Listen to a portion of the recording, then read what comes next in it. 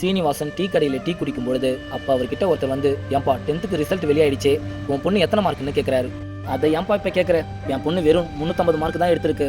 ஏன்பா உன் பையன் 10th எத்தனை மார்க் எடுத்திருக்காரு அப்படின்னு கேட்குறாரு. அவன் வெறும் 380 மார்க் தான் எடுத்திருக்கான். நான் காலையிலேருந்து அவன்கிட்ட பேசவே இல்லையே. நானும் என் பொண்ணை காலையில் ரொம்ப கோபமாக பேசிட்டேன் அப்படின்னு சொல்லும் பொழுது அங்கே இன்னொருத்தர் வந்து ஸ்வீட் பாக்ஸை கொடுத்து, என் பையன் 280 மார்க் எடுத்திருக்கான், எல்லாரும் ஸ்வீட் எடுத்துக்கோங்க அப்படின்னு சொல்கிறாரு.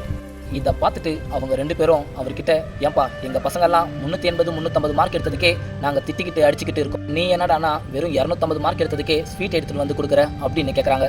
அதுக்கு அவரும், ஏன்பா ஏற்கனவே பசங்க மார்க் கம்மியாயிடுச்சுன்ற வருத்தத்தில் தான் இருக்குங்க. அந்த நேரத்தில் பெற்றவங்க நம்ம அவங்கள திட்டியோ இல்லை கடுமையாக பேசுகிறதாலேயோ அவங்க இன்னும் மன உளைச்சலுக்கு தான் ஆளாவாங்க. அந்த மாதிரி நேரத்தில் தான் பசங்க தப்பான முடிவை எடுக்கிறாங்க. நீங்கள் எல்லாரும் ஒரு நிமிஷம் உங்கள் மனசை தொட்டு யோசிச்சு பாருங்க. எந்த ஒரு பசங்களும் மார்க் கம்மியாயிடுச்சுன்றதுனால அவங்க தப்பான முடிவை எடுக்கிறதில்ல. பெற்றவங்க நம்மளை என்ன சொல்லுவாங்களோ என்ற பயத்தில் தான் இந்த மாதிரியான விபரீதமான முடிவுகளை அவங்க எடுப்பாங்க.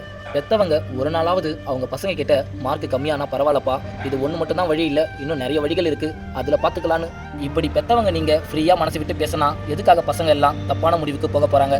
கொஞ்சம் யோசிச்சு பாருங்கள். இந்த குட்டி ஸ்டோரி பிடிச்சிருந்தா மறக்காமல் லைக் பண்ணுங்கள்.